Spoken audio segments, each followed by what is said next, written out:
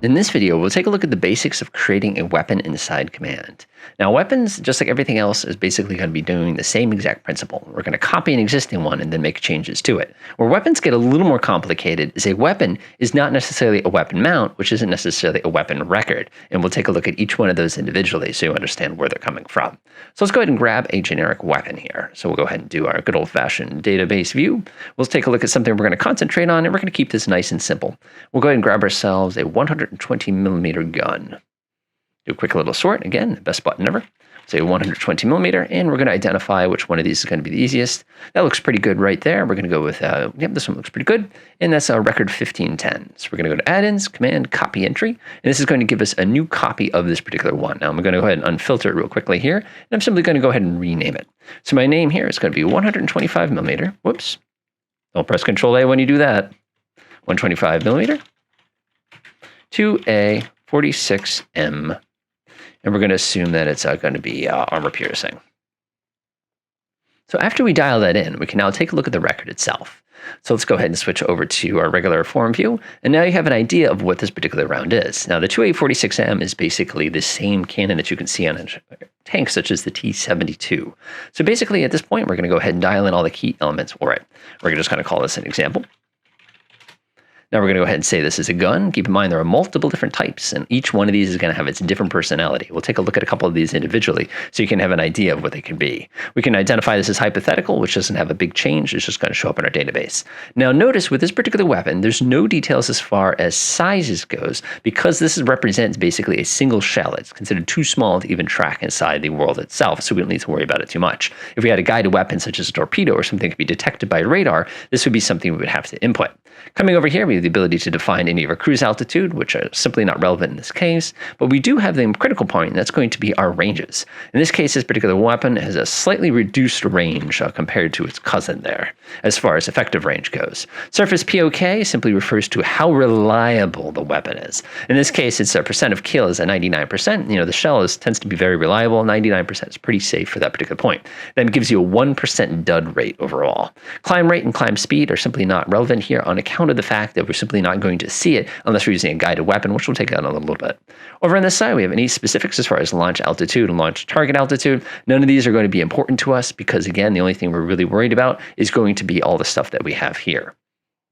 On the left-hand side, we have the ability to define any sort of signatures for this weapon. In this case, since it is a small shell, we're not going to worry about any of these. We, of course, can customize visual mod, infrared, radar, passive sonar, and we can even identify some different codes of this particular weapon. Since it represents a single shell, there are not going to be any unique codes on here. Now, keep in mind, there are a wide variety of different ones. For example, we can make the weapon have GPS navigation, which makes it a little bit tricky. We can even give it some attitude control, which basically makes it a little bit more effective in the air. We haven't even had the ability to define things as being level cruise fight. We can make it a contact fuse, but we don't need any of these codes because, again, we're simply dealing with a simple cannon shell.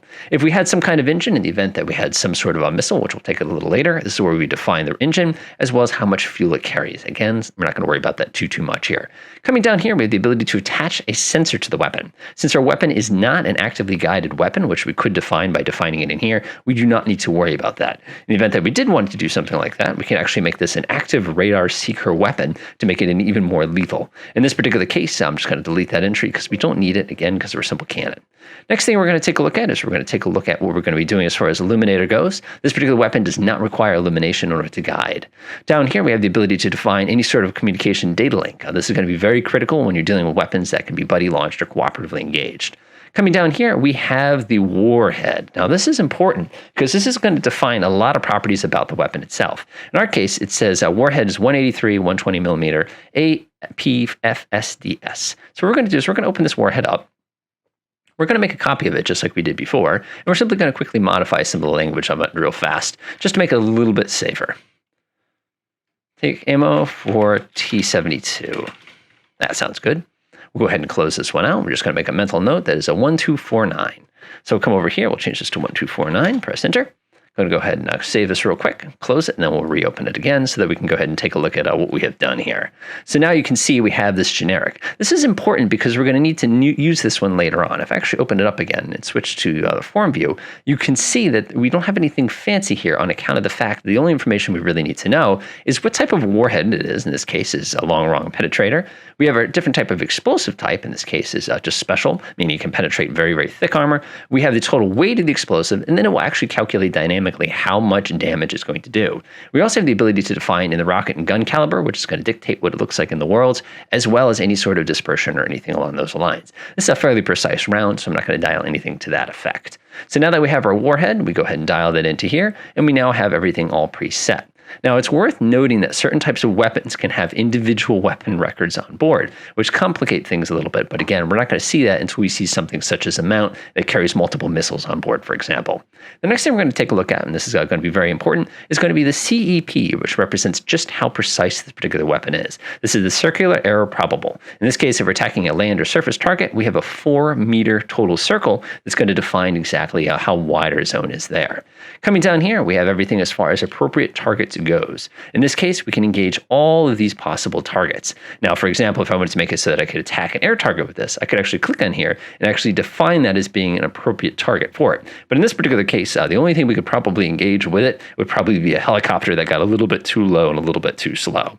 Down here, we have the ability to define any sort of targets as well as the WRA for it. So again, I can set up the WRA, but it's also critical that I select the appropriate type of target. So again, like I said, if I wanted to add helicopter to this, I could put helicopter in here. However, I would need to come down here and go ahead and make sure I specify that helicopter is a possibility and basically say what's the appropriate number of shots. In this case, we'll say use everything, any number of units, self-defense, we can again say maximum range. We could then come in here and drill down even deeper if we wanted to use specific types of helicopters as well. But in this case, I'm not going to worry about it because we've already successfully taken a weapon that was typically only a surface weapon and we made it into an air weapon.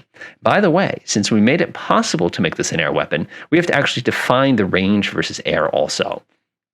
So in this case, it's going to be a little bit shorter. It's basically going to be a cheap shot in the event that they get close enough to be held engaged. Now that we've defined all these different characteristics of it, it's a good idea to go ahead and run your validation to double check to see what comes up. After taking a look at our validation, we made one mistake. We're capable to attack air targets, but we have no possibility of actually hitting the air target. So we're going to have to go back and actually make a quick adjustment to that. So go ahead and close this one out. We'll say no. We'll go back to our weapons. And we'll now go ahead and give it a POH. Now, chances are, if you're firing at an aircraft, it's going to be tremendously difficult to hit it. So I'm going to put this at a 10% here. It's going to be extremely unlikely, but it's still possible. And it's up to the user to be smart enough to say, don't do this, even though you can. As a matter of fact, if we want it to be a little bit safer, we can actually come in here and say, don't use the weapon against this target type unless the user decides to determine that that's okay. In this case, I will say do not use, but at the same token is, again, if they get against that particular point, we can always change it inside the mission editor itself. But again, this will be a nice complete package that we can now mount onto anything that we need to do for any particular weapon. Now, this is just an example of a gun. Guns are very, very straightforward to create. They're not nearly as complicated as some of the other examples. And we'll go through a couple different examples so you can see kind of how they can change a little bit. So let's go ahead and take a look at a slightly different one. We'll look at a classic little weapon here. We will grab ourselves a gun that fires more than one bullet. So go ahead and open the screen up real quick. And now notice everything's exactly the same. The only thing that's different here is the fact that our warhead is just going to be representative. But even though we're firing a burst, we're not necessarily going to be firing multiple bursts. To fire multiple bursts out of the same gun is going to be the purview of using a weapon mount or weapon record, which we'll take a look at a little bit later on. So going back through our other examples here, you'll also notice that there are modules for things like sensor packages. For example, if we want to attach a special sort of pod, like a TARPS pod, directly onto an object, we can actually create things into the weapon itself. So if I open up this particular one, you'll notice that the only thing we have now is we have a built-in sensor, but we have no other special items on board. This simply represents a tiny little sensor module, in which case it's an MS-177 camera. Now, if we wanted to, we could actually open up that sensor and we can see exactly what that particular sensor is capable of doing. And we can even add more sensors to it to make it a more capable pod. Now, where things start to get a little bit more complicated is when you enter the realm of guided missiles. Once you enter into this realm, things are going going to change a little bit. For one, we're going to have to make sure that we have all of our codes relevant to this particular missile. In this case, this is an anti-air all-aspect weapon. It needs to be illuminated at launch. Some weapons, of course, can have terminal illumination, which simply means they're going to need some kind of data link to tell them where to go, and then turn the radar on at the last possible second. And we also have the ability, of course, to define all sorts of things, such as having some sort of a terminal maneuver at the last minute. We can give it some attitude in order to make it more aerodynamic so that it loses less energy in turn. We can even define things such as whether it travels at high altitude, such as a level cruise flight here. Now, what makes this a little bit more complicated now is the fact that you're going to have an engine as well as fuel on board. Now, this is going to be done the exact same method that we did before. Basically, we're going to define the engine. If we take a look at the engine for this particular rocket motor, all it's going to do is it's going to just be a blank motor. Now, you're probably sitting there going, wait, that's a little different. Why does it not have any specialties here? Because basically, this is a placeholder. The actual calculation for the performance of the missile is going to be done based on everything that you put over on the other side. In this case, it's going to be giving us our snap up-down altitude, which is going to give us our ability to climb quickly. It's also going to have control over our chances of hitting the target, as well as our climb rate. The climb rate is going to be a direct measure of how much thrust this particular weapon produces. Given that we have a weight of 1,300 kilograms, and given a climb rate of 500 millimeters per second, we can do the math and simply multiply to determine exactly how much thrust this particular missile has at its initial launch. Also notice that we have things such as range versus air. Notice we have a minimum range now of 7 nautical miles and a maximum range of 90 nautical miles. We have a capability of hitting the target. Also, you'll note if you come over on this side, is there's a wide variety of different types of altitudes at our disposal. In this case, we have the minimum target. This is again for the initial shot. This is going to be the minimum depth. As far as, again, in this case, we don't launch it underwater, so we don't have to worry about it. But notice our launch altitude is completely zero, as well as our launch depth and launch speed. So none of this has any impact on the particular launching platforms. Now, if we go back to the motor for a second, if you look down at the bottom, you're going to notice there's a set of range bands, each with a different throttle. You're going to notice they're all set to cruise, and you're going to notice it has a lower and an upper band. So what you're doing here is you're going to be defining how fast the rocket travels in each one of these bands. Now, you're probably going, why is the fuel consumption only the same? It's because our fuel consumption never changes because we're going to be using rocket fuel for this one. Well, the only thing that's changing is our maximum speed capability. Now, where this gets a little complicated is after that's been done, you're going to have to run the validator, and it's going to tell you exactly how much fuel you're going to need for this rocket for the purposes of achieving what you have defined here, as well as what you have defined here. The next item you're going to need on a particular guided weapon is what type of sensor guides it. In this particular case, since our weapon is not command, it will have some sort of seeker on board that'll give it the ability to basically be driven up to the target. The important thing here is whatever you choose for the seeker must agree with whatever frequencies you're going to be using for any sort of illumination. In this case, if I were to grab that seeker, I notice that it's on the I band right here. Now, if I were to grab the illuminator that I have here, I will notice that is on the G band. But notice the illuminate frequencies are also going to be the same there, enabling that particular weapon to be guided directly towards the target. So again, you want to be very, very careful, and you want to be very consistent with that. Down below, we have communications. We are not a data link weapon, so we do not have to worry about that particular item. Below here, we have our warhead, which we've taken a look at before. Keep in mind, for this particular warhead, you can see that it has all the details we had before, what type of warhead, which is going to dictate what kind of damage it does, how much damage it does, and everything along those lines. It's also worth noting, over here on the right, we have our WRA. Again, this is default value. It's important to know that whatever you've defined here, you need to make sure that you also define here, and you also define up at the top so that everything makes sense to that particular effect. Now, the next type of weapon we're going to take a look at is not really a weapon at all, but it's going to be a drop tank for the purposes of carrying a little extra fuel. Keep in mind, whenever you're doing anything with some kind of drop tank, or you're going to do any sort of extra sort of fuel that you're going to be using, that when you're calculating your ferry, that you make sure that you have it the way you want it. So in this case, I have item 21 here. We'll go ahead and take a look at it real quick. Item 21 is going to give us a 1,275 liter drop tank, which is the equivalent of 1,020 kilograms of actual fuel. Now, the nice thing is, if we want to carry a fuel tank that doesn't carry the fuel that particular unit uses, keep in mind that may give you issues and not be able to be used properly. The validator is usually very, very quick and efficient as far as identifying something along those lines. Other types of items you can watch out for are going to be special types of weapons that can drop weapons. So let's go ahead and take a look at a couple examples of those. So the easiest way to search for this, of course, we'll go up to the search item, we'll go to filters, we'll go ahead and do equals. And we'll type in MIRV. Press OK. Cancel. And we'll go ahead and pick a traditional one here. Let's see here. We have a conventional MIM2. Now we're going to need something a little bit more detailed for this one. Contains MIRV, press the OK button. And now we're in business. Okay, so we have a 3 MIRV here. So I'm going to go ahead and click on this particular weapon category. Go ahead and click on our formed feat. And now you can see that this particular one has 3 warheads, as opposed to having multiple weapons on board. So now this one's a little bit different. Now our engine, of course, is going to represent climbing, and our fuel is going to represent how much energy it's going to have climbing. But other than that, the entire set of statistics on this particular page are going to be exactly the same. Now our warheads, if we would actually open up the warhead page, you'll notice that it's considered weapon payload this time, which is a little bit different than what you probably remember it before. And because it's going to be a little bit different here, you're going to notice that under DP represents the weapon ID. In this case, it's weapon ID 1915. So if we were to go over here and actually let me go ahead and unfilter my data real quick, 1915, it's going to give me an error message saying you can't rename things. I don't blame it.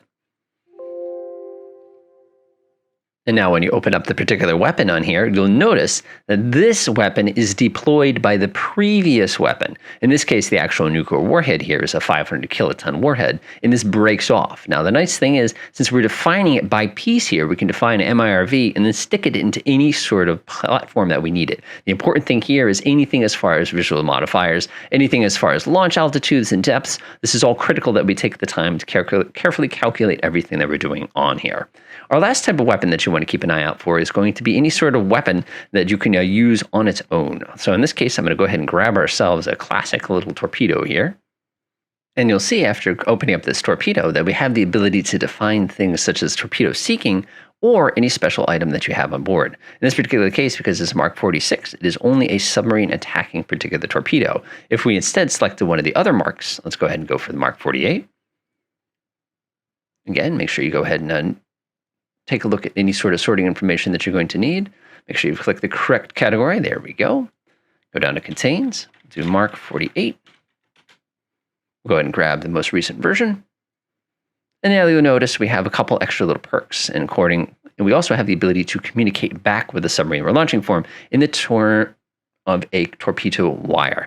Now this particular item here, if we were to open it up real quickly, you can see that it has all the different items that it has, including line of sight limited, meaning simply you can't drive the torpedo around a corner without losing that particular wire. But notice everything here is exactly the same. The only difference is being you're doing with negative depths because it's going to be an underwater weapon, as well as having different types of POK, different types of pieces as far as the warhead, and a different type of sensor. That concludes our video as far as explaining weapons goes. Keep in mind, a weapon is not necessarily a weapon mount, which we'll take a look at a little later on.